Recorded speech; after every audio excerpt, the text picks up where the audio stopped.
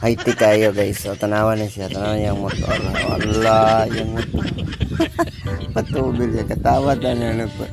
Ang kuan ba ang tigtubil ba. Ang babae man na ilahang gasoline ano dito. Gasoline girl. Yung katawatan sa gasoline girl. Yung tawanan ni gamay mga motor gamit.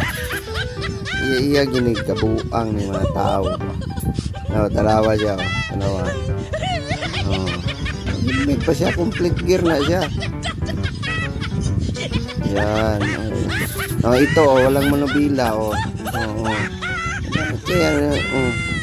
Oh. Tingnan mo, walang manubila yan. Oh. Tinitingnan nila. Oh.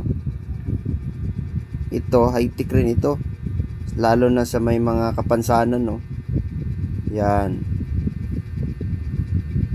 Diba?